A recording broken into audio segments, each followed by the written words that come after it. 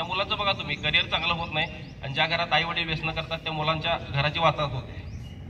आणि पोलीस स्टेशनमध्ये काम करताना, आता पोलीस स्टेशनमध्ये काम करताना आमच्याकडे ज्या केसेस येतात त्याच्या संपूर्ण केसेसपैकी जवळजवळ 80% केसेस या दारू घेऊन, म्हणजे कुठलं भांडण झालं, काही वाद झाला, कुठलाही गुन्हा होऊ दे, तर फिरून फिरून सगळ्या गोष्टीचं मूळ येतं ते दारू किंवा व्यसन, म्हणजे मादक पदार्थ सेवन करूनच अशा प्रकारचे गुन्हे केले जातात. त्यामुळं सर्वांनी ह्या पदार्थापासून लांब राहिलं पाहिजे.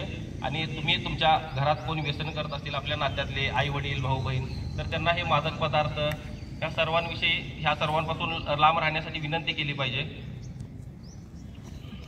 त्यानंतर आता दुसरा विषय बालविवाह. तर त्या बालविवाह संदर्भात मी तुम्हाला सांगणार आहे.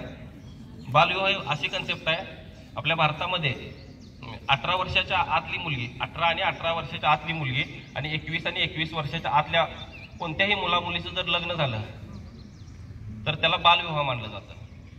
भलं त्या मुलाचं वय 21 नसू दे, मुलीचं 18 वर्ष पूर्ण असू दे, दोघांपैकी एखादा जरी अल्पवयीन असेल तर तो बालविवाहात गणला जातो. आणि बालविवाहाच्या संदर्भात तुम्हाला सांगतो, त्या बालविवाहासाठी आपल्या भारत सरकारने एक कायदा केलेला आहे, बालविवाह प्रतिबंधक अधिनियम 2006.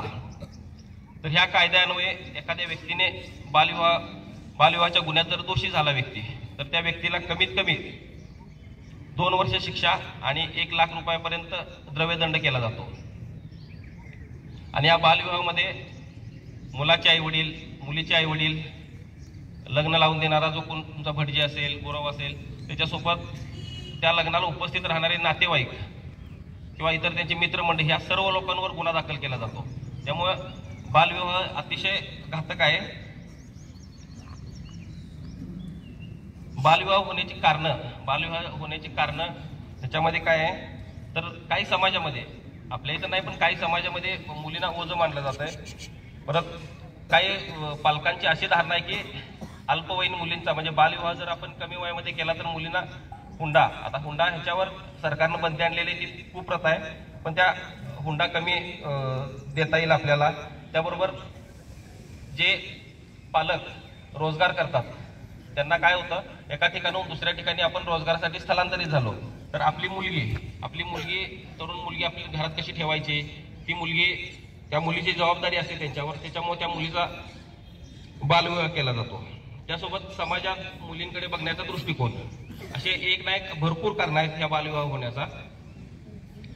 ह्या बालविवाहावर प्रतिबंध व्हावा यासाठी स्वातंत्र्यपूर्व काळामध्ये, म्हणजे भारत स्वतंत्र होण्यापूर्वी शारदा कायदा होता. त्या शारदा कायद्याचं सध्याच्या बालविवाह प्रतिबंधक अधिनियम 2006 मध्ये रूपांतर करण्यात आलेलं आहे. त्याच्यात अपडेट केलेले आहेत कायद्यामध्ये, म्हणजे कायद्यामध्ये सुधारणा केलेल्या आहेत.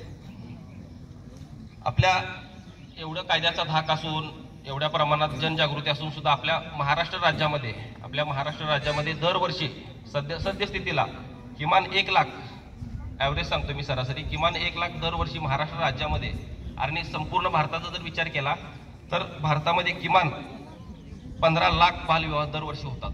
त्यात सगळेच बालविवाह उघडकीला येतात असं नाही. आम्हाला आता, मी तर पोलीसमध्ये आल्यापासून 1-2 बालविवाह मी उघडकीला आणले, प्रतिबंध केले, गुन्हे दाखल केले त्याच्यामध्ये.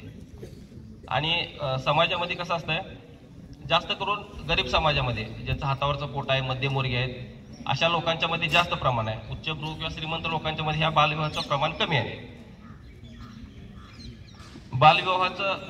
बालविवाह कशासाठी करत नाहीत किंवा का करू नये, तर बालविवाहामुळे सगळ्यात महत्वाचा साईड इफेक्ट होतो, म्हणजे दुष्परिणाम. बालविवाह सरकार का करू देत नाही, तर ज्या मुली आहेत बालविवाहामध्ये, लग्न झाल्यापासून त्या माता बनतात, म्हणजे लग्न झाल्यावर ज्या आई बनतात, त्या मुलींचं शरीर परिपक्व नसतंय. त्या मुलींचं शरीर परिपक्व नसल्यामुळे ज्यावेळी त्यांची डिलिव्हरी होते त्यावेळी त्यांच्या शरीरात गुंतागुंत निर्माण होते.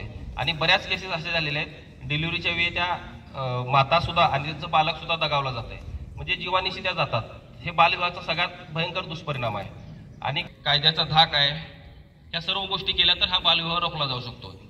यासोबत बालविवाहाबद्दल तक्रार कुठं करायची, तक्रारीसाठी आपल्या नजीकचं पोलीस स्टेशन आहे आणि त्याच्यासोबत 112 नंबर आहे. सरकारनं आता महाराष्ट्र राज्यामध्ये पूर्ण 112 नंबर जारी केलेला आहे. तुम्ही कुठेही असा, तुम्ही तुमचं लोकेशन पटकन आमच्याकडे एक डिव्हाइस असतो, 112 नंबरला तुम्ही कॉल केला की आम्ही आम्हाला टाइम दिला जाते बाबा 5 मिनिट 7 मिनिट, पलूसमध्ये अख्ख्या 10 मिनिटाच्या आत आम्ही कुठेही तुमच्या काही मदत लागू दे. आणि इथून पुढे बालविवाह जर आपल्या कुणाच्या मैत्रिणींचा होत असेल, आपल्या जवळच्या नातेवाईकाचा होत असेल, तर तुम्ही आवर्जून पोलिसांना किंवा संबंधित यंत्रणेला त्याबाबत माहिती दिला पाहिजे. आणि